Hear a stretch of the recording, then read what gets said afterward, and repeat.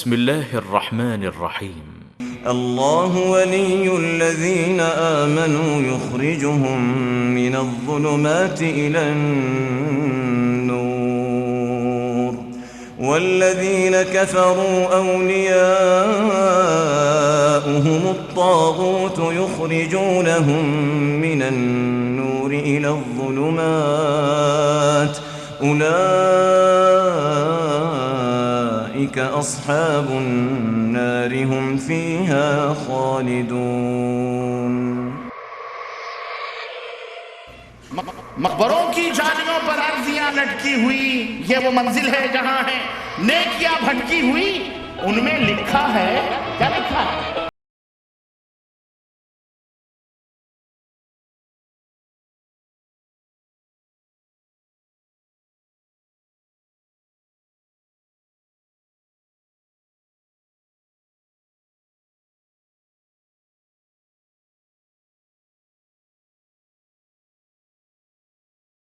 شیخ معراج ربانی آج عرس کے بارے میں گفتگو فرمائیں گے کہ اس کی حقیقت کیا ہے. ان کو سب سے بڑی پریشانی یہ تھی کہ آپ عرس کا نقشہ کھینچو گے کیسے؟ ہمیں کھینچنے کے نانی کے آگے ننیحال کا تذکرہ، ہم سے پوچھو نانی کا تذکرہ کیسے ہوتا ہے؟ ننیحال میں ہم رہنے والے یہاں تو کر کے نکلے ہیں محاسبے.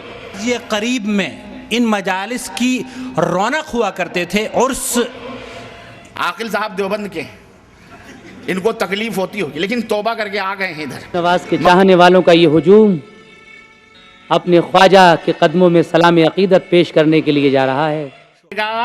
فَسَيَرَا اخْتِلَافًا كَثِيرًا، تو انقریب وہ بہت زیادہ اختلافات دیکھے گا. دنیا کے اندر بہت زیادہ امت میں اختلاف ہوں گے. نتیجے سے یہ سمجھ میں آتا ہے وہ اختلاف مال دولت کا اختلاف نہیں، حکومت کا اختلاف. اللہ اکبر. اللہ کے حبیب صلی اللہ علیہ وسلم روایت کے اندر آتا ہے آپ کی آنکھیں سرخ ہو گئیں. کیوں؟ معاملہ معمولی. میں نے بتایا آپ غلطی جتنی مضبوط ہوتی ہے، غلطی جتنی مضبوط ہو یا غلطی خطا کرنے والا جیسا ہے اسی انداز سے آپ کو اسلوب بھی اختیار کرنا چاہیے. پر علماء امت کا ایک بہت بڑا گروہ افراط و تفریط کا شکار ہے. یزید نے کہا اللہ تعالیٰ برا کرے ابن سمیہ کا، واللہ اگر میں تمہارے باپ کے پاس ہوتا تو مجھ سے جو شخص لا الہ الا اللہ کہتا ہے اللہ سبحانہ وتعالی 99 بلائیں اس سے دور فرما دیتے ہیں.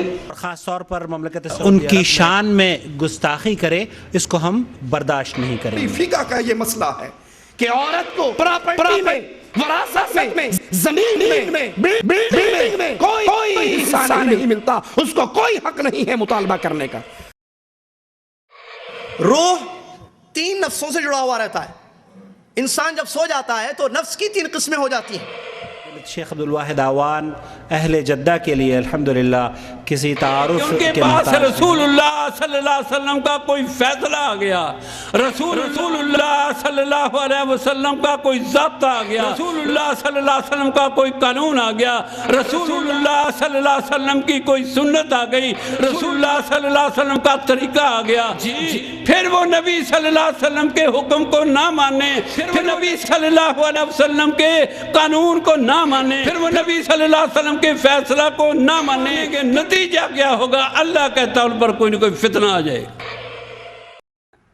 اس اللہ پر تم بھروسہ کرو، اس سے تم رشتہ اپنا قائم کرو جو زمین و آسمان و روزی دینے والا، جو موت اور زندگی کا مالک ہے، جس نے تمہاری آنکھ اور تمہارے کان بنا دیے. بھلا بتاؤ جس طریقے سے اس بچے نے آگے بڑھ کر اس گیپ کو ختم کیا ہے، اس کو پر کیا ہے. اگر ہم لوگ اپنی ذمہ داری سمجھتے ہوئے توحید کی شمع روشن نہیں ہوگی جب تک اس کو روشن نہیں کیا جائے گا.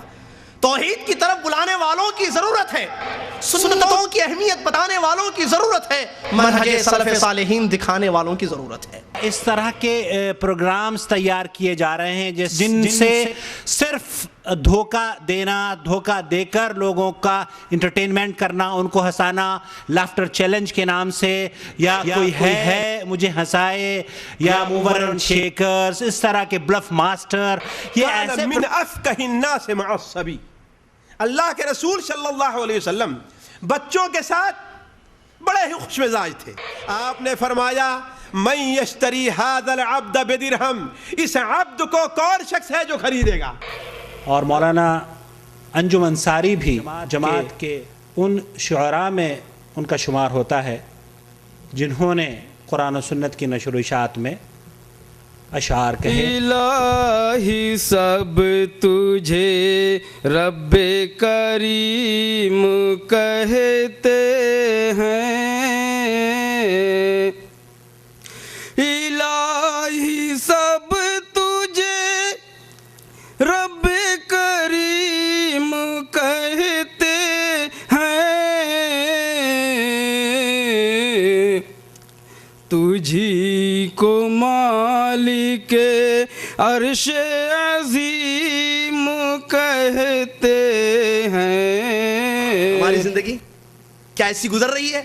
عبداللہ بن عمر کہا کرتے تھے، جیسا کہ بخاری کی حدیث ہے، اذا امسیت فلا تنتظر الصبح واذا اصبحت فلا تنتظر المساء، صبح اٹھو تو شام کا انتظار مت کرنا کہ شام میں توبہ کروں گا، بعد میں توبہ کروں گا، بعد میں معافی مانگوں گا، نہیں، اور شام کو تم زندہ رہو تو پھر صبح کا انتظار مت کرنا، صبح اٹھو تو شام کا انتظار مت کرنا۔ آگے معزز علماء کرام،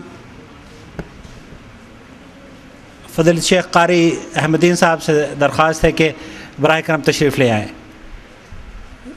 شیخ ادھر تشریف لے آئیے۔ آپ اگر سامنے ہوں گے تو حوصلہ بڑھتا رہے گا لوگوں کا، بھی رات بھر ان کو بیٹھنا ہے یہاں پر۔ تشریف لے آئیے شیخ۔ شیخ جواد سے بھی درخواست ہے کہ تشریف لے آئیں، آ جائیے شیخ۔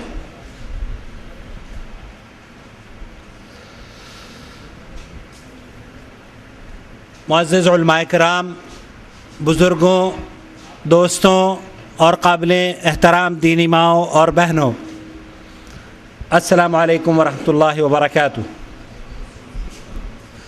جدہ دعوت سینٹر حی السلامہ اور التوفیق انٹرنیشنل اسکول کے ذمہ داران کی جانب سے آپ کا بھائی محمد عاقل اس التوفیق انٹرنیشنل اسکول میں آپ کا خیر مقدم کرتا ہے، خوش آمدید کہتا ہے۔ اللہ رب العالمین سے دعا ہے کہ اللہ رب العالمین ہمیں جس مقصد کے لیے ہم یہاں جمع ہوئے ہیں، اللہ رب العالمین اس میں کامیابی عطا فرمائے، ہمارے اس اجتماع پر اپنی رحمتوں کا نزول فرمائے اور ہماری مجلس کو اللہ رب العالمین شرف قبولیت عطا فرمائے، آمین یا رب العالمین۔ حضرات، اعلانات کے ذریعے آپ تک یہ اطلاع پہنچائی گئی تھی کہ اس رات میں 3 علماء کرام آپ کی خدمت میں انشاءاللہ تعالی اپنے تقاریر پیش کریں گے۔ ہم 3 علماء کرام سے مستفید ہونے والے تھے اور شیخ طالب الرحمن حفظہ اللہ ریاض میں موجود ہیں، لیکن ریزرویشن کنفرمیشن نہ ملنے کی وجہ سے شیخ تشریف نہیں لا سکے ہیں۔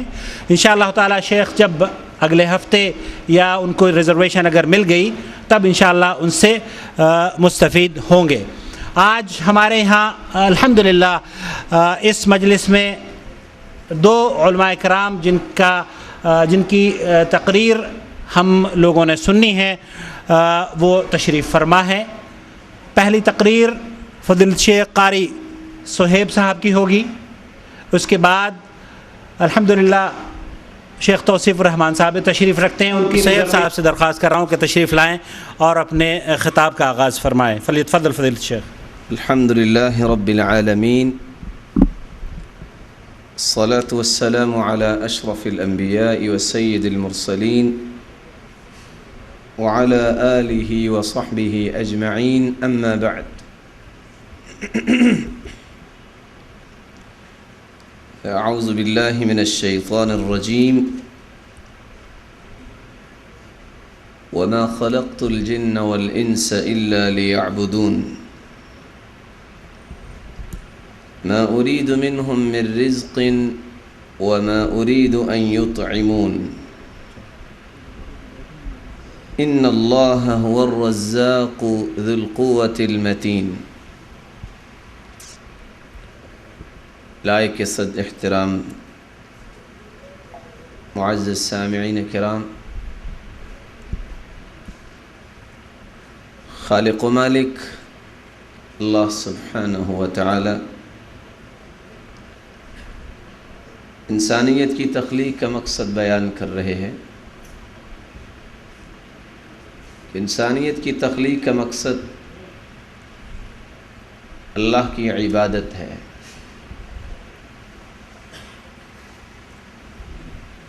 عبادت کیا ہے اور عبادت کا انسانی زندگی پہ اثر کیا مرتب ہوتا ہے؟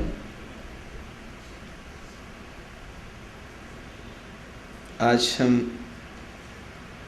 انہی دو نکات پہ اپنی گفتگو آپ کی خدمت میں پیش کریں گے.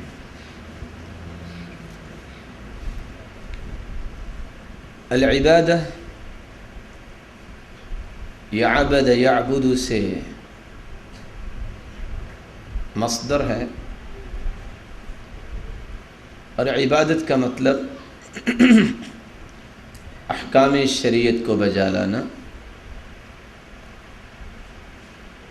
اپنی کمائیگی کا اظہار کرنا، اپنے اندر خشوع اور خضوع پیدا کرنا اور اپنے آپ کو خدمت کے لیے تیار کرنا اور اللہ سبحانہ و تعالی کی ذات مقدس کی عظمت اور جلالت کو اپنی زبان سے، اپنے دل سے اور اپنے اعمال سے ثابت کرنا ہے. اس آیت کو سننے کے بعد کتنے ہی مومن لوگ فوراً عبادت کی طرف توجہ کر لیتے ہیں اور بہت سارے لوگ اس مشکل میں پڑ جاتے ہیں کہ کیا شریعت نے یہ کہا ہے کہ ساری کی ساری کائنات مسجد میں آ جائے، دنیا کا کوئی کام نہ کرے؟ نہیں، بلکہ عبادت کا مفہوم یہ ہے کہ انسان زندگی کے کسی شعبے سے تعلق رکھتا ہے، زندگی گزارتے وقت جہاں بھی اس کی رہائش ہے، جس کام کی بھی ذمہ داری اللہ تعالیٰ نے لگا رکھی ہے، اپنے تمام کے تمام تصورات، اپنے تمام کے تمام اقوال و اعمال کا رخ اللہ کی رضا کی طرف کر لے. بالفاظ دیگر ایک مسلمان جب اپنی زندگی کو، اپنے آپ کو اللہ کے حوالے کر دیتا ہے تو یہ عبادت ہے. ایک رپورٹ کے مطابق انسانی زندگی 3 مرکزی نکات کے گرد گھومتی ہے. دنیا کا کوئی بھی ایسا فرد نہیں جو کوئی نہ کوئی کام نہ کرتا ہو، خواہ وہ نیکی کا ہو یا برائی کا ہو. دوسرا نقطہ، کوئی بھی کائنات میں ایسا فرد نہیں جو کام کرنے کے بعد جو اللہ سبحانہ و تعالی اس کو مالی قوت دیتے ہیں تو اس کو اپنی اولاد پہ نہ خرچ کرتا ہو، اپنے اقربا پہ نہ خرچ کرتا ہو، یا کم از کم اپنی جان پہ خرچ نہ کرتا ہو. تیسرا نقطہ، کوئی بھی ایسا شخص نہیں دنیا میں کہ جو یہ کہہ سکتا ہو کہ مجھے سونے کی ضرورت نہیں، بلکہ نیند بہت بڑی نعمت ہے، اور اگر نیند نہ آئے تو بسا اوقات انسان اسی بیماری کی وجہ سے ہی اپنے اس دماغی توازن سے دور ہو جاتا ہے جس کی بدولت اللہ تعالیٰ نے ایک انسان کو حیوان سے تمیز دی ہے. اب ان تینوں پہلوؤں کو ہم عبادت کے سانچے میں کس طرح ڈال سکتے ہیں؟ نبی کریم صلی اللہ علیہ وسلم تشریف فرما تھے. ایک صحابی بڑی تیزی سے آپ صلی اللہ علیہ وسلم کے پاس سے گزرے. ایک شخص نے یہ دیکھا کہ یہ شخص بڑی تیزی کے ساتھ جا رہا ہے کاروبار کے لیے، تو کچھ کلمات اپنی زبان سے ادا کرتا ہے. یا لیت لو کان ھذا فی سبیل اللہ، کاش یہ اللہ کی راہ میں اس طرح تیزی کے ساتھ نکلتا. تو نبی کریم صلی اللہ علیہ وسلم کو یہ الفاظ کچھ پسند نہیں آئے، فوراً اس کی کریکشن کی، فرمایا ان کان خرج هذا يسعى على اولاده الصغار فهو في سبيل اللہ، اگر یہ اپنے بچوں کے لیے حلال کمائی کے لیے نکلا ہے تو یہ بھی اللہ کا ہی راستہ ہے۔ وَإِن كَانَ خَرَجَ هَذَا يَسْعَى عَلَى أَبَوَيْنِ شَيْخَيْنِ كَبِيرَيْنِ فَهُوَ فِي سَبِيلِ اللَّهِ، اگر یہ بوڑھے ماں باپ کے لیے حلال توشہ لینے کے لیے نکلا ہے تو یہ بھی اللہ کا ہی راستہ ہے۔ سمجھ آئی کہ انسان زندگی کے اندر کوئی بھی کاروبار کرتا ہے، کوئی بھی کام کرتا ہے، جب اس کام کو کرتے وقت اللہ کا خوف اس کے دل میں ہے اور اللہ اور اس کے رسول صلی اللہ علیہ وسلم کے احکامات کے مطابق اپنے کام کو چلاتا ہے، تو دکان پہ بیٹھنا بھی اس کا عبادت ہے، کیونکہ اس نے اذان ہوتے ہی دکان بند کرنی ہے۔ اس لیے آج جو مسلمانوں کا طرز عمل بن چکا ہے، نیک سے نیک آدمی سے بھی جب پوچھا جائے کہ آپ کیا کر رہے ہیں، وہ کہتا ہے بس جی جہاں دانا لکھا ہے وہاں ہی رہنا ہے، حالانکہ یہ دنیاوی جواب ہے۔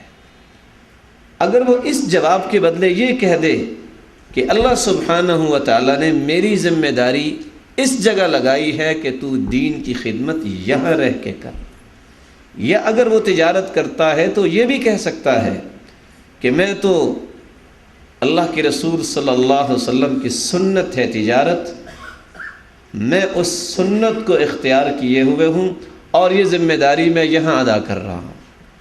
الفاظ کے بدلنے سے انسان کے تصورات بدلتے ہیں، اور تصورات اگر کلیئر ہو جائیں تو انسانی زندگی کا دھارا جو ہے وہ انسان کا درست ہو جاتا ہے۔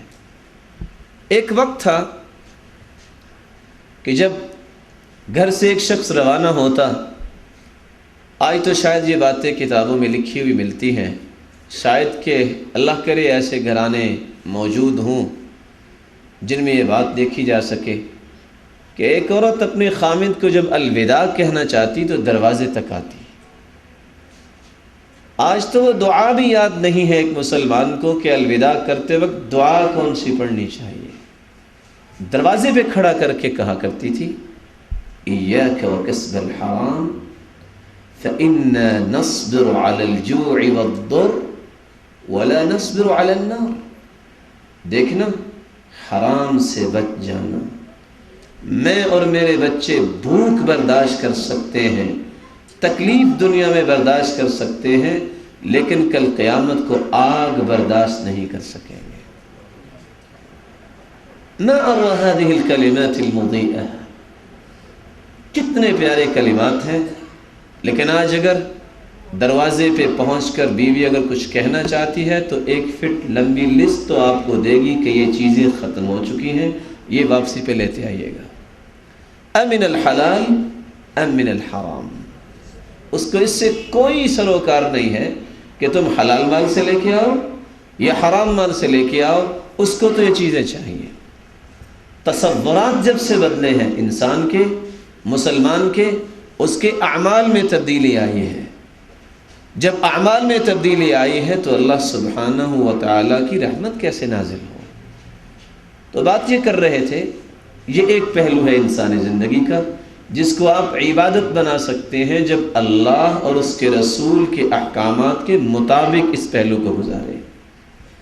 خرچ کرنے کا پہلو آتا ہے، کتنے لوگ بہت سارا مال رکھنے کے باوجود بخیل ہیں، اور میں سمجھتا ہوں کہ جس کو اللہ نے مال دیا ہے وہ اپنے بچوں یا گھر والوں پہ یا کم از کم اپنی دینی بلندی کے لیے استعمال نہیں کرتا، تو یہ زندگی نہیں بلکہ شرمندگی ہے۔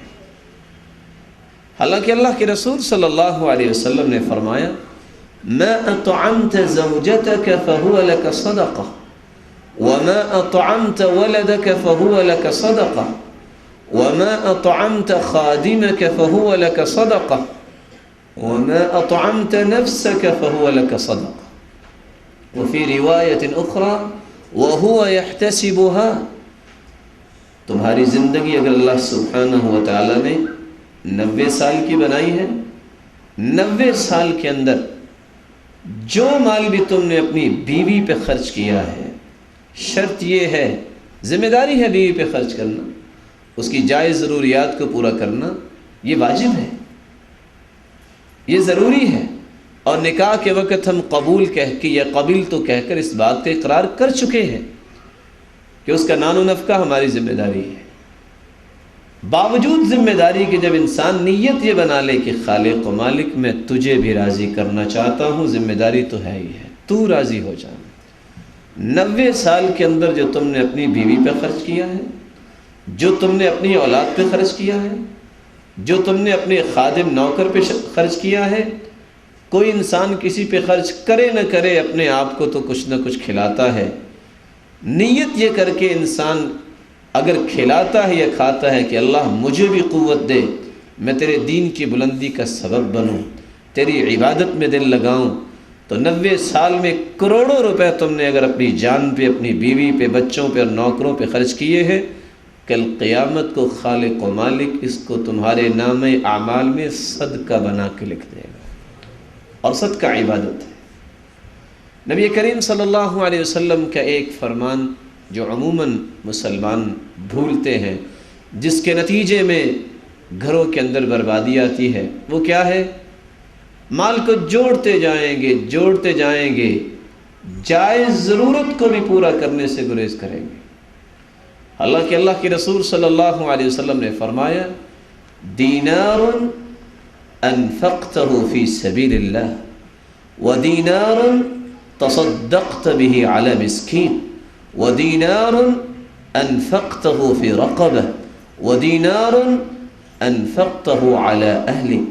4 دیناروں کا تذکرہ کیا، ایک تم اللہ کی راہ میں دے دو، ایک کسی کی گردن آزاد کرنے کے لیے خرچ کرو، ایک مسکین کو دو، اور ایک اپنی بیوی پہ خرچ کرو اس کی جائز اور شرعی ضرورتوں کو پورا کرنے کے لیے۔ اعظم اجرا الذي انفقته على اهلك، ان 4 دیناروں میں سب سے زیادہ اجر والا وہ دینار ہوگا جو تو نے اپنے گھر والی کی ضرورت کو پورا کرنے کے لیے خرچ کیا۔ لیکن شاید کہ مسلمانوں کو یہ صحیح مسلم کی روایت بھول گئی ہے یا جان بوجھ کر بھلائی جاتی ہے، کیونکہ اس میں کچھ قربانی دینی پڑتی ہے۔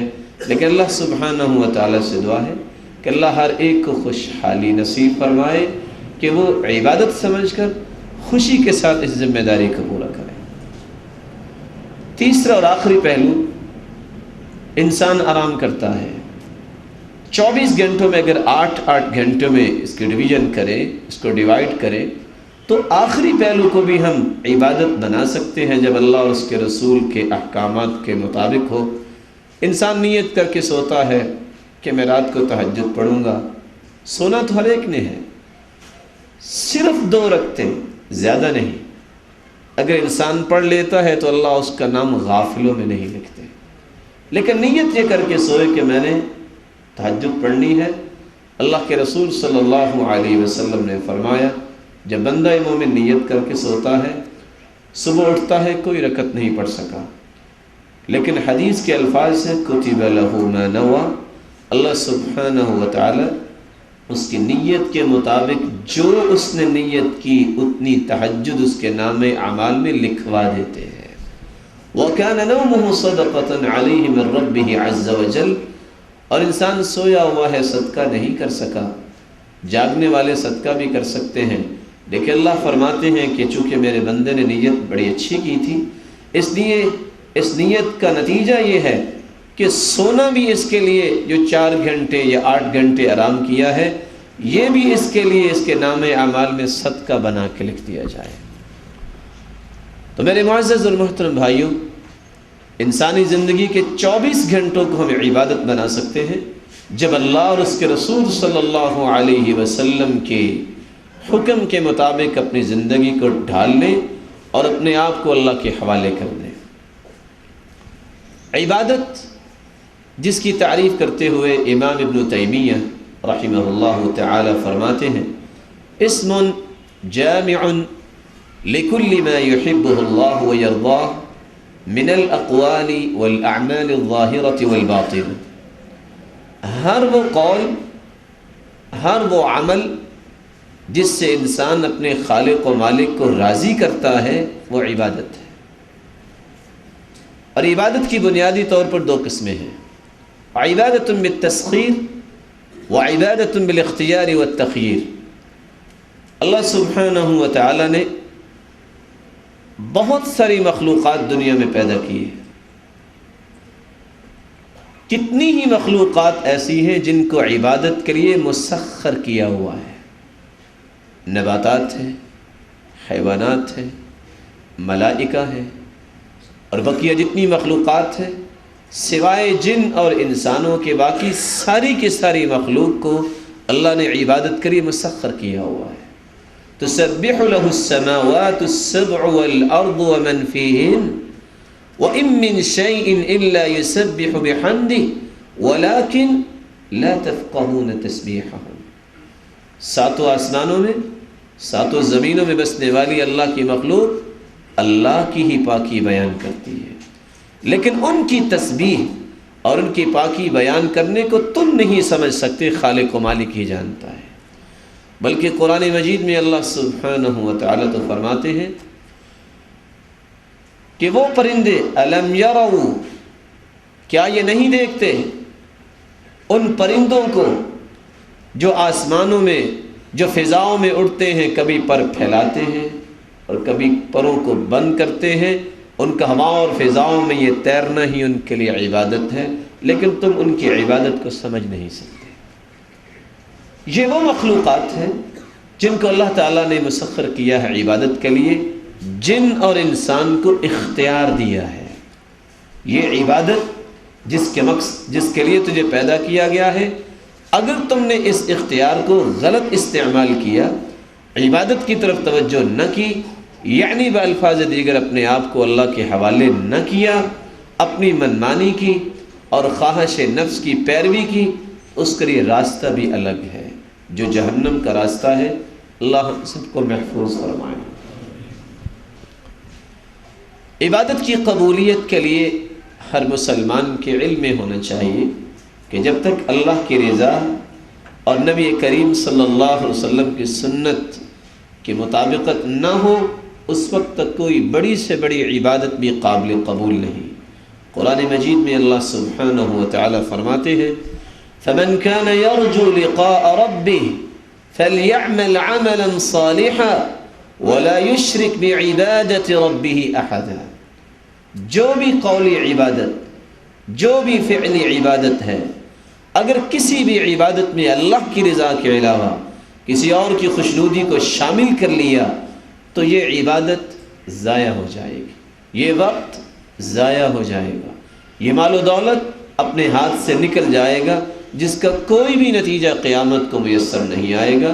اللہ سے دعا کیجئے اللہ ہم سب کو اپنی رضا کے لیے ہی کوئی بات کرنے یا عمل کرنے کی توفیق عطا فرمائے. اور دوسری ضروری بات، اگر اللہ کے رسول صلی اللہ علیہ وسلم کی سنت کے مطابق کوئی عبادت نہیں ہوگی، وہ عبادت بھی اللہ کے ہاں قابل قبول نہیں. بڑی سادہ سی مثال ہے، ہر شخص آج کوئی نہ کوئی کام کرتا ہے تو بڑے دبے الفاظ میں یہ کہہ کر ہی فارغ ہو جاتا ہے میرا مقصد تو نیک ہے نا، بھائی میری نیت تو نیکی کی ہے نا. نیت کا نیک ہونا بہت اچھا ہے، لیکن اس کے ساتھ جب اللہ کے رسول صلی اللہ علیہ وسلم کی سنت کی موافقت نہ ہو تو یہ نیت کا خالص ہونا بھی کافی نہیں ہے. صحیح مسلم کی وہ روایت جس میں صحابہ کرام رضوان اللہ تعالی علیہم اجمعین، وہ نفوس قدسیہ جن کے بارے میں اللہ نے اولئک هم الراشدون رضی اللہ عنہم ورضوا عنہ، اولئک هم المفلحون، اولئک حزب اللہ، تمام کی تمام ڈگریاں جاری کی ہیں. لیکن صحابہ نے اللہ کے رسول صلی اللہ علیہ وسلم کے حکم کے مطابق فرمایا کہ تم روزہ افطار کر لو، لیکن جب ان کو اس بات کی خبر ملی کہ چند صحابہ نے روزہ افطار نہیں کیا، اس نیت سے کہ ہمارے پاس قوت ہے، ہم روزہ بھی رکھ سکتے ہیں، اور آگے اگر جہاد کی ضرورت پڑی، لڑائی کی ضرورت پڑی تو ہم لڑائی بھی کر سکتے ہیں. نبی کے صحابی جن کے بارے میں اللہ کے رسول صلی اللہ علیہ وسلم نے کیا فرمایا ہے، اللہ تعالیٰ نے ان نفوس قدسیہ کو اپنے پیغمبر کی صحبت کے لیے اختیار کیا. اور ایسے نفوس قدسیہ قیامت تک نہ آج تک آئے ہیں نہ آ سکیں گے۔ نیت کے بارے میں اگر کچھ شک کرتا ہے کسی صحابی کے بارے میں، اس کا ایمان بھی متزلزل ہو جاتا ہے۔ نیت بھی اچھی ہے، رکھا بھی روزہ ہے، لیکن چونکہ اللہ کے رسول صلی اللہ علیہ وسلم نے فرما دیا تھا کہ روزہ افطار کر لو، تو چند صحابہ نے روزہ افطار نہیں کیا، تو لفظ دیکھیے اللہ کے رسول نے کیا فرمائے، اولئک العصاة، اولئک العصاة، یہ گنہگار ہیں، یہ گنہگار ہیں جو محمد مصطفیٰ صلی اللہ علیہ وسلم کی بات سننے کے بعد بھی روزہ افطار نہیں کر رہے۔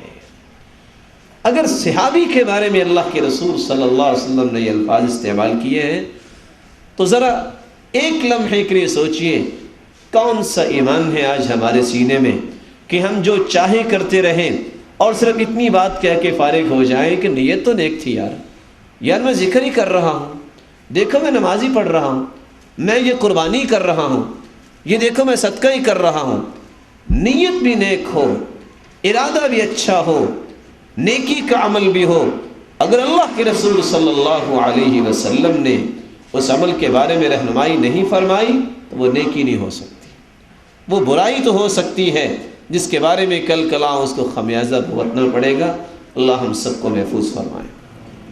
آخری بات جو ایک مہم بات ہے، ابھی ہم نے عبادت کی تعریف یہ سنی، ہر وہ قول، ہر وہ عمل جو ظاہری ہو یا باطنی ہو، ان تینوں چیزوں کے ساتھ جب انسان اپنے خالق کو راضی کرتا ہے تو وہ قول، وہ ظاہری عمل، وہ باطنی عمل عبادت کہلاتا ہے۔ آج کسی کو کہہ دیا جائے نماز پڑھ لو، کہتے پھر کیا ملے گا؟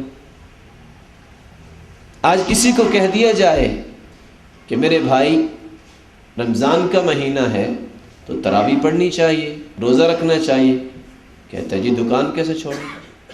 آج کسی سے گزارش کی جائے انتہائی ادب سے کہ بھائی اللہ کے رسول صلی اللہ علیہ وسلم کی سنت ہے، اپنے چہرے پہ سجانی چاہیے، کہتا ہے نوکری کیسے رہے گی؟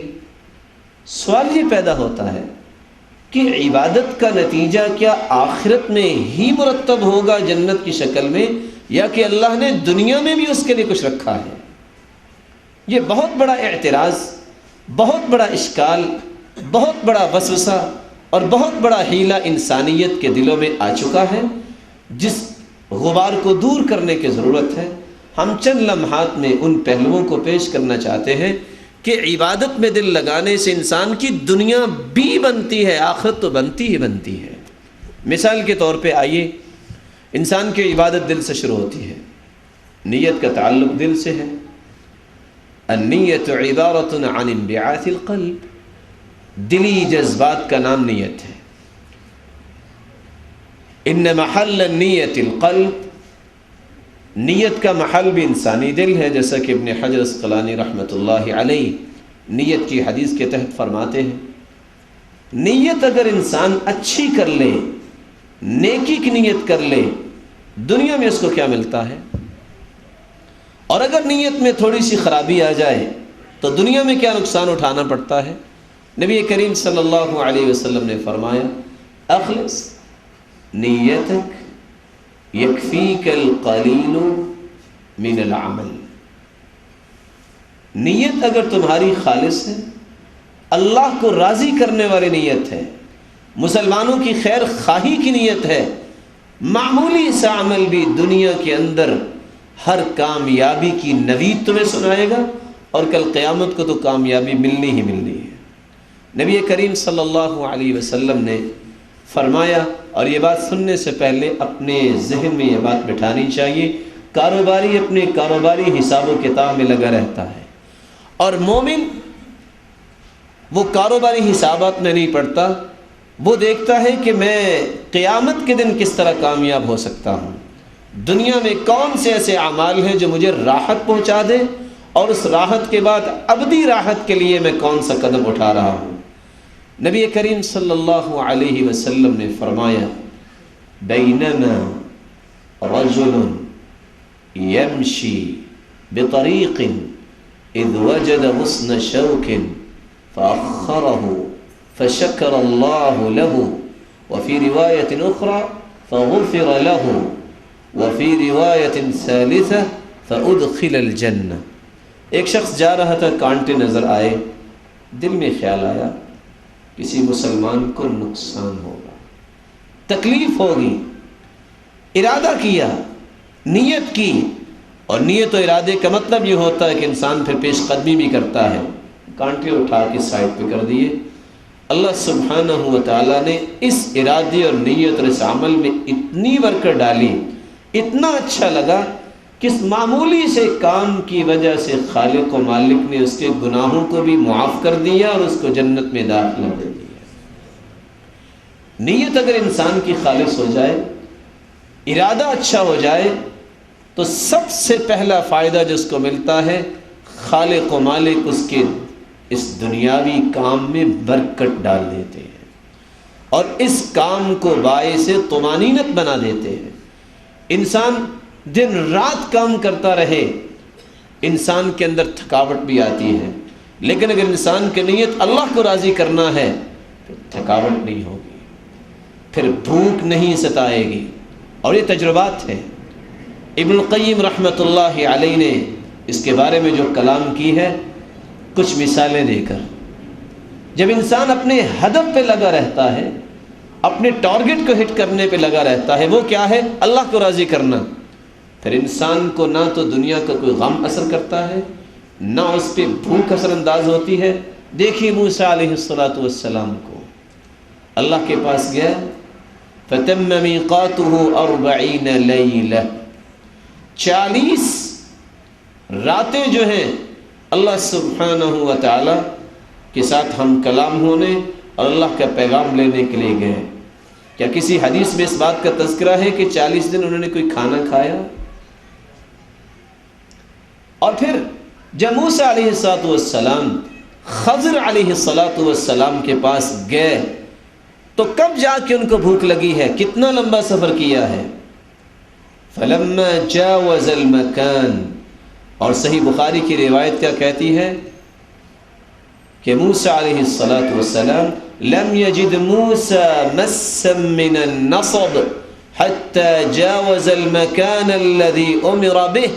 چلتے جا رہے ہیں، اور اس وقت تو گاڑیاں نہیں تھی، چلتے چلتے اتنی دیر تک چلتے رہے جب اس حد سے آگے نکلے ہیں جس جگہ رکنا تھا، تو اس وقت ہی کہتے ہیں آتینا غداءنا لقد لقینا من سفرنا هذا نصبا. بھوک لگ گئی ہے، تھکاوٹ ہو گئی ہے، کھانا لاؤ. کہا مچھلی تو وہاں ہی رہ گئی تھی اس صفرہ کے پاس. فرمایا اسی جگہ تو جانا تھا. ابن القیم رحمۃ اللہ علیہ فرماتے ہیں جب انسان اپنے ہدف پہ نظر رکھتا ہے جو اللہ کی رضا ہے، اپنے ٹارگٹ کو ہٹ کرنے پہ لگا رہتا ہے، کبھی اس کو تنگی نہیں آتی، اس کا غم بھی اس کے لیے خوشی کا باعث بنتا ہے. اور وہ وقت تھا جب سلف صالحین کہا کرتے تھے ہاتی یا زمن، اے زمانے کی مصیبتوں آؤ، اگر میرے ساتھ مقابلہ کرنا ہے میرا سینہ تیار ہے. وہ گھبرایا ہی نہیں کرتے تھے. آج معمولی سی بات ہو جائے تو انسان کو رات کو نیند ہی نہیں آتی، ٹینس ہو جاتا ہے. بلکہ تعجب کی بات ہے، سلف صالحین کی وہ بات کتنی پیاری تھی. معمولات زندگی میں کسی قسم کی مہنگائی ہو جائے تو انسان چیخنے لگ جاتا ہے. یحسبون کل صیحۃ علیہم، ہر معمولی سی بات کو بھی اپنے اوپر بہت بڑی مصیبت سمجھتے ہیں. یہ کس وقت ہے جب انسانی نیتیں، جب انسانی ارادے اللہ کے ارادوں کے اور اللہ کے حکم کے مطابق نہیں ہوتے تو انسان کا ہر عمل بے برکت بن جاتا ہے.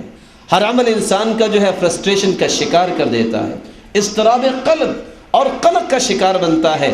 اگر نیت اچھی ہو جائے، ارادہ اچھا ہو جائے تو سب سے پہلے اس کے کام میں برکت آتی ہے اور اس کے عمل مبارک بن جاتا ہے، اور اس عمل کی بدولت اللہ سبحانہ و تعالیٰ اس کو وہ سکون اور وقار نصیب کرتے ہیں، وہ طمانینت نصیب فرماتے ہیں جو مال و دولت سے بھی میسر نہیں آتی.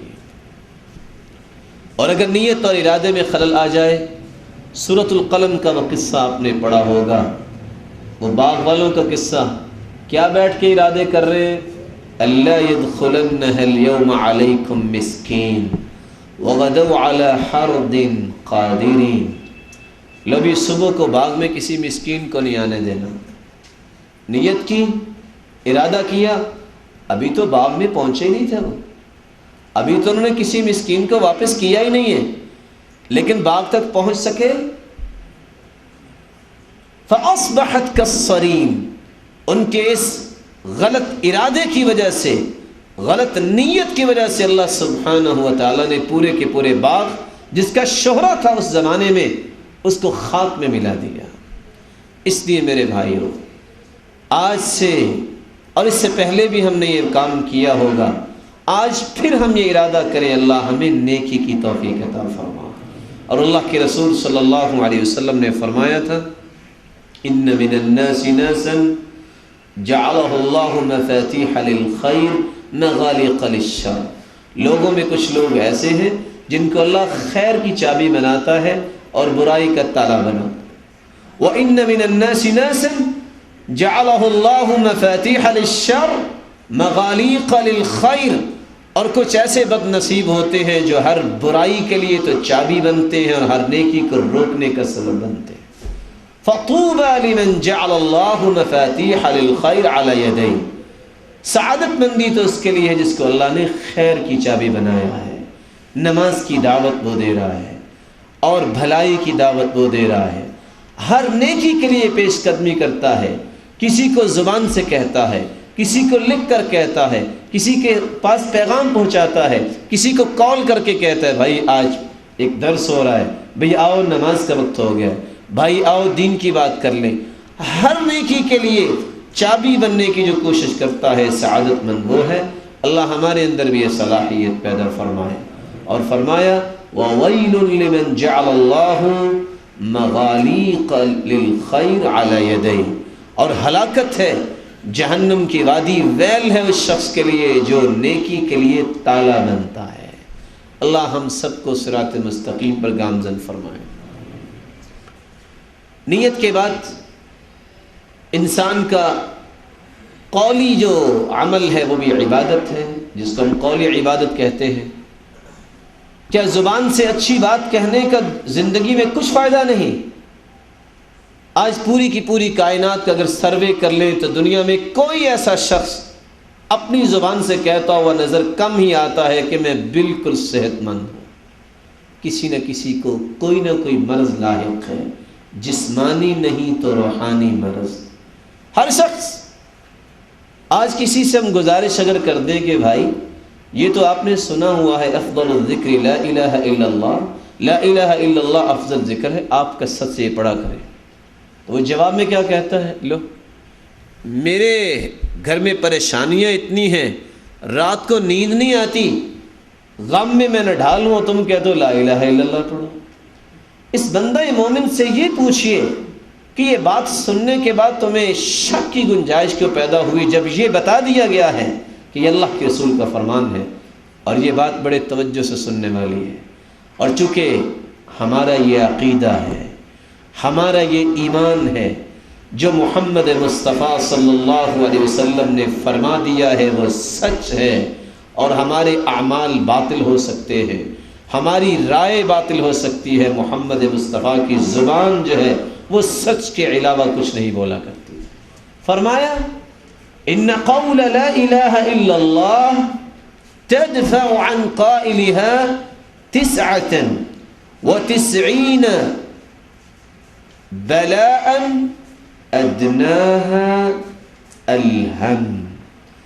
جو شخص لا الہ الا اللہ کہتا ہے اللہ سبحانہ و تعالی 99 بلائیں اس سے دور فرما دیتے ہیں، اور سب سے گھٹیا بلا غم ہے.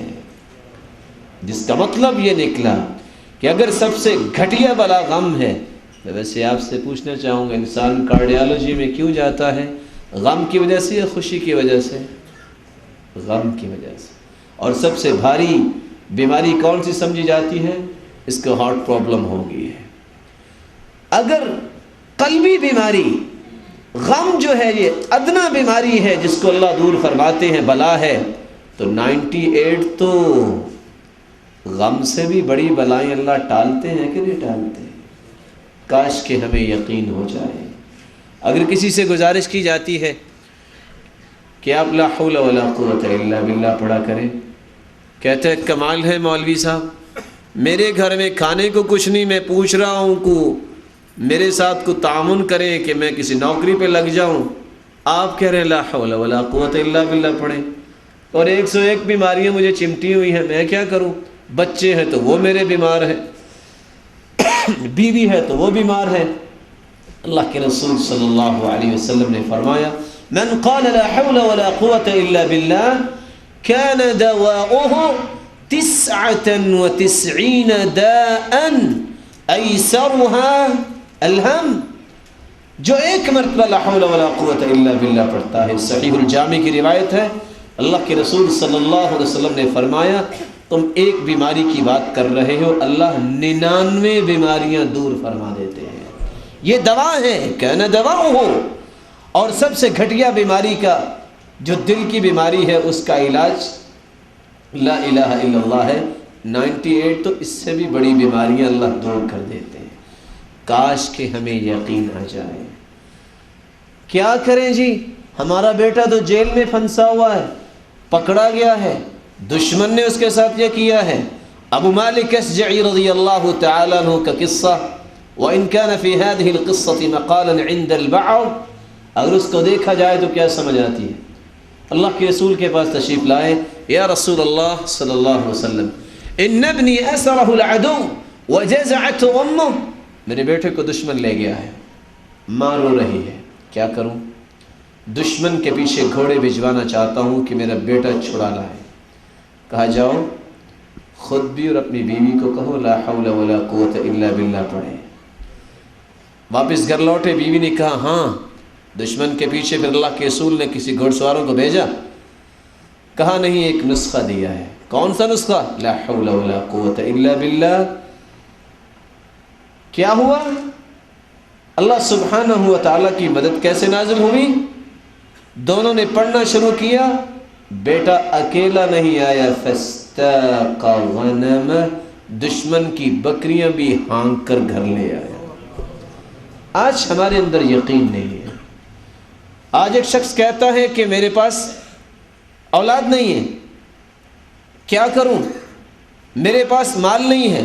اللہ کے رسول صلی اللہ علیہ وسلم نے جب یہ فرما دیا ہے من لزم الاستغفار جعل اللہ له من كل هم فرجا ومن كل ضيق مخرجا ورزقه من حيث لا يحتسب، جو شخص استغفار کرتا ہے استغفر اللہ، اگر زیادہ یاد نہیں کر سکتا استغفر اللہ، اگر ہمت ہے استغفر اللہ ربی من کل ذنب واتوب الیہ، اگر اور کر سکتا ہے استغفر اللہ الذی لا الہ الا هو الحی القیوم واتوب الیہ۔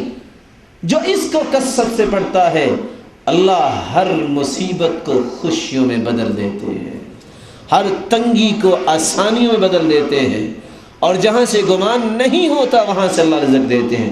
گمان تو یہ ہے دکان سے ملے گا، گمان تو یہ ہے آفس سے ملے گا، گمان تو یہ ہے جو انسان کے گمان میں ہوتا ہے کہ یہاں کام کروں گا، یہاں کام کروں گا، اللہ سبحانہ و تعالیٰ وہاں سے دیں گے جہاں تمہارا گمان نہیں ہے۔ یقین کر لو۔ اور قرآن مجید نے اس بات کو بیان کیا ہے۔ نوح علیہ الصلاۃ والسلام اپنی قوم کو کیا کہہ رہے تھے؟ فَقُلْتُ اسْتَغْفِرُوا رَبَّكُمْ إِنَّهُ كَانَ غَفَّارًا، استغفار کر لو، سب سے پہلی بات اللہ تمہارے گناہوں کو معاف کر دے گا، اس سے بڑا انعام ہے ہی کوئی نہیں۔ يُرْسِلِ السَّمَاءَ عَلَيْكُمْ مِدْرَارًا، آسمان سے بارش نازل ہوگی۔ انسانی زندگی بھی اگر مرہون منت ہے بارش کی، کائنات کی ایک ایک چیز جو اگتی ہے زمین سے بارش کی وجہ سے۔ يُرْسِلِ السَّمَاءَ عَلَيْكُمْ مِدْرَارًا وَيُمْدِدْكُمْ بِأَمْوَالٍ، تم کہتے ہو میرے پاس مال نہیں، یقین اگر آ جائے، اور اللہ کے رسول صلی اللہ علیہ وسلم کی بات میں سنا دوں، یہ بار بار یقین میں کیوں کہہ رہا ہوں؟ فرمایا صلاح اول هذه الامه بالزهد واليقين ويهلك آخرها بالبخل والامل، اس امت کے پہلے لوگ اگر کامیاب ہوئے یقین اور زہد کی وجہ سے، اور اس امت کے آخری لوگ اگر ہلاک ہوں گے بخیلی اور لمبی امید کی وجہ سے۔ آج ہمیں لمبی امیدیں ہیں۔ تعجب کی بات یہ ہے کہ اللہ کے رسول صلی اللہ علیہ وسلم نے تو فرمایا کہ مجھے تو یہ پتہ نہیں ہے کہ میں آنکھ بند کیے کھولوں گا کہ نہیں. آج پتہ نہیں کس لمبی امید پہ انسان بیٹھا ہے. چلو جی آئندہ سال کام یہ کر لیں گے, چلو نماز شروع کر ہی لیں گے. اب میری بات کا غصہ نہ کیجیے گا, آپ میرے لیے بڑے محترم ہیں. چلو یار آئندہ سال شادی کے بعد داڑھی رکھ لیں گے. کس لمبی امید پہ بیٹھا ہے انسان. یا من بدنیا اشتغل وقد غرک طول العمل والموت یأتی بغتة والقبر صندوق العمل. آج تم نے دنیا کے لیے کیا کچھ نہیں کر لیا. کبھی سوچا کہ اللہ سبحانہ و تعالیٰ نے کر صرف اتنا پوچھ لیا کہ تیرا تو وضو مکمل نہیں تھا, تو کرو گے کیا؟ ہر شخص یہ جانتا ہے کہ وضو کے بغیر نماز نہیں ہوتی. اس شخص کا وضو کیسا ہے؟ ویسے میں بات یہ وضو کے پاس ہی کروں گا, اس کو تھوڑا سا آگے لیے چلتے ہیں, اس زبانی بات کو مکمل کر لے گا. نبی کریم صلی اللہ علیہ وسلم نے صحابی سعد کو بلایا کہ الا اخبرکم بشیء, تمہیں ایک بات کی خبر نہ دوں؟ جب تم میں سے کسی کو کوئی کرب, مصیبت, دکھ آئے, یہ کلمات پڑھ لے, لا الہ الا انت سبحانک انی کنت من الظالمین. اور آگے لفظ کیا ہے؟ لم يدعو بها رجل قط الا استجاب اللہ له. زبان بھی کون سی ہے؟ وما ينطق عن الهوى. اللہ سبحانہ و تعالیٰ اپنے پیارے پیغمبر کی زبان اقدس سے یہ بیان کروا رہے ہیں, جس شخص نے بھی یہ دعا کی ہے کسی بھی مصیبت میں اللہ نے اس کی دعا کو ضرور قبول کیا ہے. یقین کر لینا چاہیے. آج کی قرض میں پریشان ہے تو علی رضی اللہ تعالیٰ عنہ کو اللہ کے رسول نے کیا فرمایا تھا؟ میں تمہیں الا اعلمک کلمات لو کان علیک مثل جبل صیر او صبیر دینا اد اللہ عنک. اگر جبل صبیر جتنا بھی تجھ پہ قرض ہے, آخرت کی بات نہیں ہے, اللہ دنیا میں ہی ادا کروائیں گے تیرے ہاتھ سے. اللہم اکفنی بحلالک عن حرامک واغننی بفضلک عمن سواک. آج مسلمان کو ان باتوں پہ یقین نہیں ہے. اگر یقین ہو تو یہ دنیاوی کام بہتر ہونے والی باتیں ہیں. انسان اپنی زبان کو حرکت دے, اللہ دنیا بہتر کر دیتا ہے. کتنی پریشانی ہے. اگر کسی سے گزارش کی جائے آپ اللہ کے رسول صلی اللہ علیہ وسلم پہ درود پڑھا کریں, کہتا جی یہ تو بڑا مشکل کام ہے. اللہ کے رسول صلی اللہ علیہ وسلم کے صحابی نے کیا کہا کہ اللہ کے رسول دعا کرتا ہوں, درود بھی پڑھتا ہوں. فرمایا اور درود پڑھا کرو. فرمایا آدھی دعا آدھا درود. فرمایا وَإِن زِدْتَ فَهُوَ خَيْرٌ لَكَ, اگر اور پڑھ لیں تو آپ کے لیے بہتر ہے. فرمایا اگر میں درود ہی پڑھتا رہوں تو, فرمایا اِذًا تُكْفَى هَمُّكَ وَيُغْفَرُ لَكَ ذَنبُكَ, پھر خوش ہو جا, تیرے گناہ بھی سارے معاف ہو جائیں گے اور دنیا کے سارے غم بھی اللہ دور فرما دیں گے. میرے معزز اور میرے پیارے بھائیوں, نیت سے بھی دنیا بھی بنتی ہے اور آخرت تو بنے گی. زبان سے دنیا بھی بنتی ہے اور آخرت تو بنے گی. عملی بات کو آئیے, سب سے پہلا کام ہم وضو کرتے ہیں. وضو کے بغیر نماز نہیں ہوتی. نبی کریم صلی اللہ علیہ وسلم نے فرمایا طہروا هذه الاجساد طہرکم اللہ, اپنے آپ کو پاک رکھا کرو, اللہ تمہیں پاک کرے. ما من عبد یبیت علی ذکر طاہرا, جو بندہ سوتے وقت وضو کر کے سوتا ہے, الا بات معه فی شعاره ملک. آج بڑے بڑے چودھری لوگ اپنے باڈی گارڈ رکھتے ہیں, گن مین رکھتے ہیں, اور بس اوقات چور اور ڈاکو آئے نہ آئے یہی گھر کا صفایا کر جاتے ہیں, اور بس اوقات کوئی مارنے آئے نہ آئے یہی بک جاتے ہیں اور جان ختم کر دیتے ہیں. لیکن کائنات کا کوئی شخص یہ نہیں کہہ سکتا کہ کسی بھی حارث کو اس نے اپنے بستر پہ لٹایا ہو.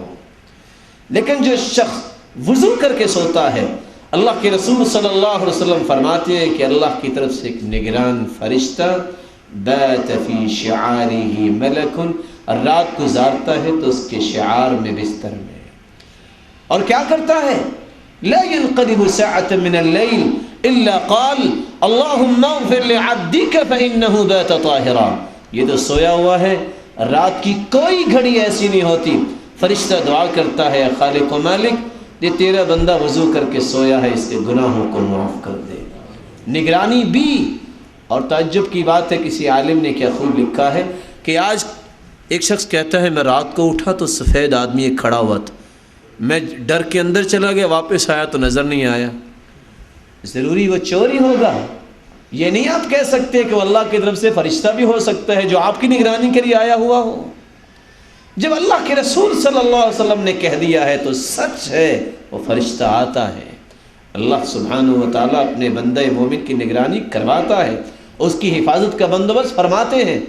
لیکن یہ وضو آج انسان نماز کے لیے بھی نہیں کرتا. اور آپ اس بات کو سنتے ہوئے تعجب کریں گے کہ بہت سارے لوگ یہ سمجھتے ہیں, بہت سارے ذمہ داران جنہوں نے حکومتیں سنبھالی ہوئی ہیں ان کو یہ بھی پتہ نہیں کہ بازو یہاں تک دھونا ہے, یہ کلائی تک وضو ہو جاتا ہے. یہ اس وقت مجھے بھی سمجھ آئی جب اس شخص نے سوال کیا جس کے تحت پورا ایک صوبہ ہوتا ہے پولیس کا.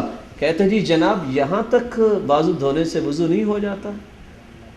آپ تصور کیجئے. جبکہ صحیح الجامع کی روایت بتلاتی ہے ایک شخص کو حکم دیا گیا, اللہ کے رسول نے فرمایا پچھلی قوم میں سے اس کو کوڑے لگائے جائیں. 100 کوڑوں کا حکم دیا, وہ دعا کرتا رہا, ایک رہ گیا. جب ایک کوڑا اس کو لگایا گیا فامتلأ قبره نارا, اس کی قبر آگ سے بھر گئی. پوچھتا ہے علی ما ضربتمونی, مجھے کس لیے مار رہے ہو؟ تو جواب ملا صلیت صلاۃ واحدۃ بغیر وضوء بغیر طہور, تو نے ایک وضو بغیر, ایک نماز جو ہے بغیر وضو کے پڑھی تھی, یہ اس کی سزا ہے. اور یہاں میں گزارش کرنا چاہوں گا, ایک نہیں 22 صحابہ اس بات کو جب نقل کرتے ہیں, ہر مومن کا یہ عقیدہ ہے کہ وضو کے بغیر نماز نہیں, وضو ناقص ہے تو نماز بھی ناقص ہے.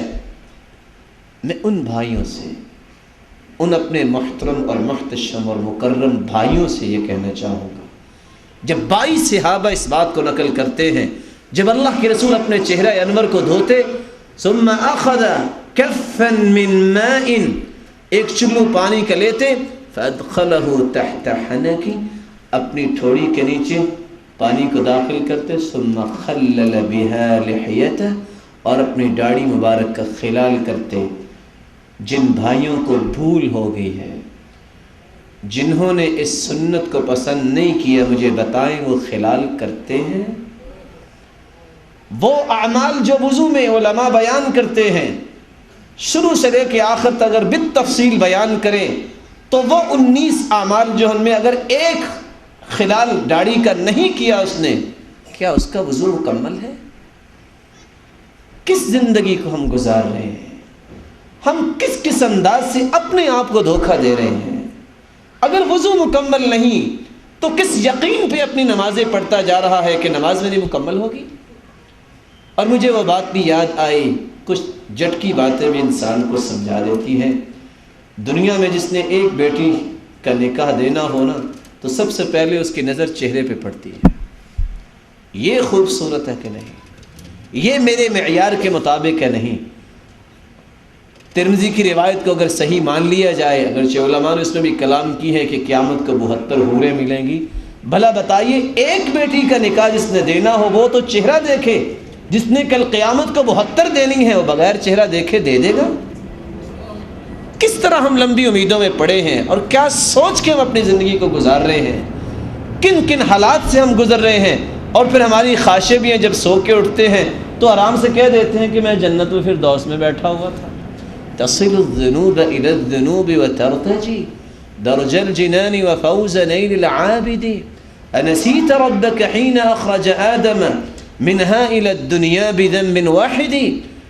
لاکھوں گناہ کرنے کے باوجود بھی چاہتے ہو اور سمجھتے ہو کہ جنت الفردوس ہمارا مسکن ہے. تمہیں یاد نہیں ہے کہ تمہارے باپ میرے اور آپ کے باپ آدم علیہ السلام نے اس جنت میں ایک غلطی کی تو اللہ نے جنت سے اس کو زمین پہ اتار دیا. ہم زمین پہ بیٹھ کے اسی جنت کی خوابیں لاکھوں گناہوں کے ساتھ دیکھتے ہیں. اللہ سے دعا ہے اللہ ہم سب میں ایمان کو تازہ فرمائے. میرے معزز اور پیارے بھائیوں, ایک ضروری بات جس کو کر کے میں بات کو ختم کرتا ہوں, ویسے بہت سارے پہلو ہیں عبادت کے جن سے انسانی زندگی سنورتی ہے, اللہ سبحانہ و تعالیٰ کی عبادت کے بعد سب سے زیادہ حق والدین کا ہے۔ ہم یہ سمجھتے ہیں کہ والدین کی خدمت کرنے سے آخرت بنتی ہے، درجات بلند ہوں گے، فلاں چیز ملے گی۔ کیا دنیا نہیں سنورتی؟ ان پڑھے لکھے مثقفین، بلکہ میں سمجھوں گا جہال کو بتاؤ، جو کہتے ہیں کہ والدین مصیبت ہے، جو سمجھتے ہیں کہ اپنی اولاد کو پالوں، کہ اپنے ماں باپ بوڑھوں کا خیال رکھوں، وہ صحیح مسلم کی اس روایت کو کیوں نہیں پڑھتے؟ بینما ثلاثۃ نفر یمشون، 3 لوگ جا رہے تھے، فاخذهم المطر فآووا الى غار فی جبل، ان تینوں نے بارش جب آئی تو کدھر گئے تھے؟ غار کی طرف۔ جب پتھر نے آ کے غار کا منہ بند کر دیا تو سب نے کیا کہا تھا؟ وہ عمل پیش کرو جو اللہ کے لیے کیا ہے۔ تو ان تینوں میں سے ایک شخص نے کیا کہا تھا؟ اللہ تو جانتا ہے، جب میں دودھ لے کے آتا تو میں سب سے پہلے والدین کو پلاتا تھا، بچوں کو نہیں۔ آج تو والدہ، آج تو باپ تڑپ رہا ہو بیماری میں، کون خیال کرتا ہے؟ ان کو تو یہ ہے کہ بیوی کے نخرے دیکھ لے، بچوں کی آہو بک دیکھ لے، ان کو والدین سے کیا ہے؟ کہا اللہ کے رسول صلی اللہ علیہ وسلم فرماتے ہیں، صحابی روایت کرتے ہیں، اور شخص نے کیا کہا؟ اے اللہ، میں ایک دن دودھ لے کے آیا، میرے والدین سو چکے تھے، میں وہ حلاب، وہ دودھ کا برتن لے کے ان کے پاس کھڑا ہو گیا، وَأَكْرَهُ أَنْ أُوقِظَهُمَا مِن نَوْمِهِمَا، میں نے ان کی نیند میں خلل ڈالنا بھی پسند نہیں کیا۔ آج باپ سویا ہو، پرواہ نہیں اولاد کو شور ڈال رہی ہے، پرواہ نہیں بیٹے کو کہ اس کے بیٹے اس کو تنگ کر رہے ہیں، پرواہ نہیں کسی کو کہ تھوڑی دیر آرام کر لے، اس نے آخر کوئی کام کرنا ہے، کوئی پڑھنا پڑھانا ہے، یہ تو بات ہی ختم ہو گئی۔ اور میں نے یہ بھی پسند نہیں کیا کہ اپنے بچوں کو پہلے پلا دوں۔ اور آگے لفظ کیا ہے؟ ان لفظوں پہ غور کیجئے گا، وَالصَّبِيَّةُ يَتَزَاغَوْنَ عِنْدَ قَدَمَيَّ، بچے میری ٹانگوں سے لپک رہے تھے، فَلَمْ يَزَلْ دَأْبِي وَدَأْبُهُمْ حَتَّى طَلَعَ الْفَجْرِ، اے اللہ میں ساری رات کھڑا رہا، بیٹے بل بلاتے رہے اولاد، اور میں اپنے والدین کو پلانے سے پہلے ان کو دودھ نہیں دیا، فجر ہوگی۔ اللہ اگر تیری رضا کے لیے میں نے یہ کام کیا ہے تو ہمیں نجات دے دے۔ اللہ نے نجات دی کہ نہ دی؟ یہ دنیا میں نجات دی ہے، میں آخرت کی تو بات ہی نہیں کر رہا، آخرت کے انعام تو ہم بیان ہی نہیں کر سکتے۔ دنیا کے اندر بھی اگر تم آسودگی چاہتے ہو، خوشحالی چاہتے ہو، برکتیں چاہتے ہو، سب سے بڑا اللہ اور اس کے رسول صلی اللہ علیہ وسلم کے بعد حق ہے، وہ والدین کی خوشنودی ہے۔ والدین کی خدمت کرو، ان کے احترام میں کمی نہ کرو۔ اللہ ہم سب کو اس بات کی توفیق دے، لیکن بجائے اس کے کہ ہم خدمت کریں، اگر ان کے بارے میں کوئی غلط بات ہوگی تو یاد رکھنا، انسان جتنا بھی اچھا ہے، جتنا بھی خوبصورت پہلو ہے، ان الرفق لا يكون في شيء الا زانه ولا ينزع من شيء الا شانه، جس چیز میں نرمی آ جائے وہ بات، وہ پہلو، وہ کام خوبصورت بن جاتا ہے۔ اور خوبصورت جس طرح اللہ سبحانہ و تعالی ان اللہ جمیل یحب الجمال، اللہ جمیل ہے اور جمال کو پسند کرتے ہیں، وہ اللہ کے ہاں بھی پسندیدہ عمل ہوگا اور دنیا والے بھی پسند کریں گے۔ ولا ينزع من شيء الا شانه، اور اگر کسی اچھے سے اچھے کام میں نرمی کو نکال کے سختی اس کی جگہ پہ رکھ دی جائے تو وہ خوبصورت پہلو بھی بدنما بن جاتا ہے۔ میری اللہ سبحانہ و تعالی سے دعا ہے، اللہ ہم سب کو ایمان کی دولت سے مالا مال فرمائے، ہمارے اندر یقین پیدا فرمائے کہ جو اللہ اور اس کے رسول نے فرما دیا ہے اس کی وجہ سے دنیا میں بھی انسان کو کامیابی ملتی ہے اور آخرت میں بھی کامیابی ملتی ہے۔ اللہ سے دعا ہے جو بیمار ہیں اللہ ان کی بیماری کو شفا میں بدل دے، اور جو کسی مصیبت میں اللہ ان کی مصیبت کو خوشیوں میں تبدیل فرمائے، جو کسی تنگی میں مبتلا ہے اللہ ان کی تنگی کو آسانیوں میں تبدیل فرمائے، اور جن کی اولاد ہے اللہ اس کو نیک بنائے، والدین کے صدقہ جاریہ بنائے، ہمیں ہمارے والدین کے صدقہ جاریہ بنائے، اور ہماری اولادوں کو ہمارے لیے صدقہ جاریہ بنائے، اور جب تک رکھے ایمان سے رکھے، جب بلائے تو ایمان کی اعلیٰ کیفیت میں بلائے، جس طرح آج اللہ کے دین کے لیے ہم جمع ہیں، اللہ ہم سب کو جنت الفردوس میں جمع فرمائے۔ اقول قولی هذا واستغفر الله العظيم الجليل لي ولكم ولسائر المسلمين من كل ذنب فاستغفروه انه هو الغفور الرحيم۔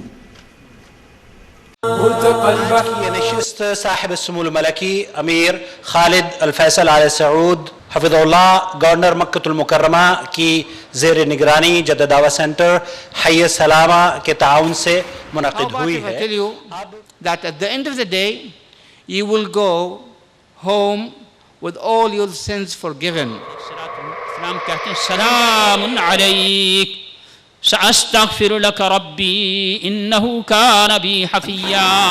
اللہ نے ہمیں کامل دین دیا، اس کامل دین کے علاوہ کوئی اور دین اللہ کے ہاں قابل قبول نہیں. اس اجرا کے لیے آخر وہ کہاں ہے وہ علم، کہاں ہے وہ تفقہ فی الدین، کہاں ہے وہ علم شریعت جس کے ذریعے ہم اس اسلام کو سمجھے جو نبی کریم صلی اللہ تعالی علیہ وسلم لے کر کے آئے تھے.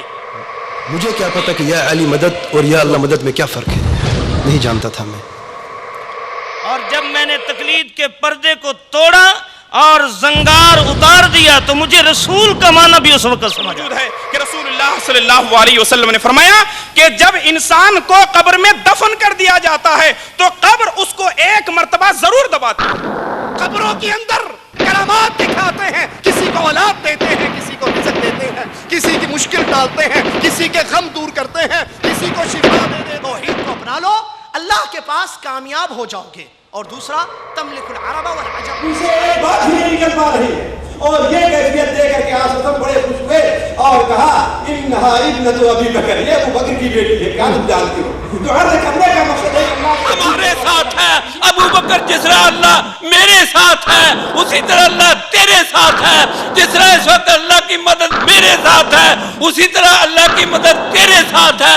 جس طرح اس وقت اللہ تعالیٰ مجھ کو بچائے گا تجھ کو بھی بچائے گا. تمام پیڑوں کو جلا کے اپنے ہاتھوں سے، تمام پیڑوں کو جلا کے اپنے ہاتھوں سے عجیب شخص ہے سایہ تلاش کرتا ہے. ٹیلی ویژن کا مکمل نقشہ اور صحیح بخاری و مسلم سنن اربع سمیت 28 صحابہ کرام سے روایات مروی ہیں اور 30-35 حدیث کی کتابوں میں. اپنے گھروں میں فتنہ اور فساد ٹی وی کے ذریعے دیکھ رہے ہیں. استخارہ کا نام لے کر شرک و بدعات گھروں میں داخل کی جا رہی ہیں. استخارہ کا نام لے کر کہانت کو فروغ دیا جا رہا ہے. ایک تسبیح استخارہ چلتا ہے آج کل. تسبیح استخارہ لمبی سی مالا پکڑ لو، ایک دانے پہ ہاں ایک پہ نہ، ایک پہ ہاں ایک پہ نہ، ایک پہ ہاں ایک پہ نہ. آخری دانے پہ ہاں ہو گیا تو کام ٹھیک ہے، نہ ہو گیا تو ایک چینل ہے جس پر بی بی استخارے کرنے کے لیے بیٹھے. کہتے اپنی اپنی بوتلوں کا ڈھکن کھول لو. وہ ڈھکن کھول لیتے، یہ دم کر کے سپیکر میں پھونکا مارتے. اب ڈھکن کھلے میں ہر بوتل کے اندر ان کی پھونک پہنچ گئی. معاملہ زمانہ ترقی کر رہا ہے تو وہ پیر پھونکے شاہ سے اب باقاعدہ چینل کے اوپر پھونکے چلتے ہیں. جیسے مردود اور بدباطن جیسی شخصیتوں کو بھی دیکھ رہے ہیں. تسلیمہ نسرین اور فاطمہ نسرین اور اسی طرح کچھ دنوں پہلے ڈنمارک کی جو ہے صحافت اور اس کی تحریروں اور اس کے بنائے ہوئے رذیل حرکتوں کو بھی آپ نے اپنے نگاہوں سے مشاہدہ کیا اور آپ نے دیکھا کہ کس طرح علیہ الشمس یوم الجمعہ فیہ خلق آدم وفیہ ادخل الجنہ وفیہ اخرج منها